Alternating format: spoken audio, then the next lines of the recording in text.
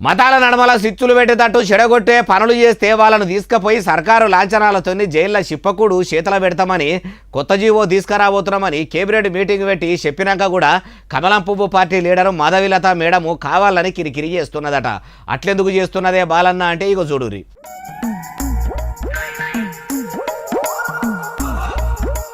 గాలి మోటార్ల డిపోల ప్రార్థనలు చేసుకునేందుకు కట్టిన రూములకు పోయి ముస్లిం మహిళలు నమాజ్ చేసుకుంటుంటే ఇట్లా కెమెరాలు తీసుకుపోయి అందులో కమలం పువ్వు పార్టీ లీడర్ మాధవిలత మేడము దుర్గామాతను స్తుతిస్తున్నదట.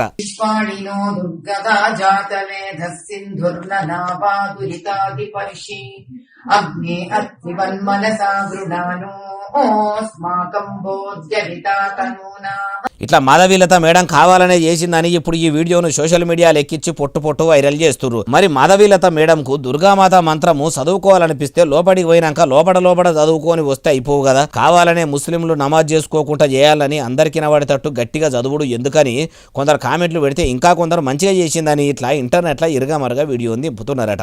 అయ్యా సీఎం రేవంత్ సారు, మీరు కేబినెట్ మీటింగ్ పెట్టి నేరాల నిరోధక చట్టం కింద కేసులు కడతాము, ఏ మతమును తక్కువ చేయొద్దు, ఏ మతం ఎక్కువ కాదు, మతాల నడమల సిచ్చు పెట్టే ముచ్చట్నే ఉండొద్దని బిల్లుకు ఆమోదం తెలిపిర్రు. కానీ ఇప్పుడు మాధవిలత మేడం చేసిన పనికి ఏమంటారో మీరే చెప్పాలంటారు ఈ ముచ్చటిన్నోళ్ళు.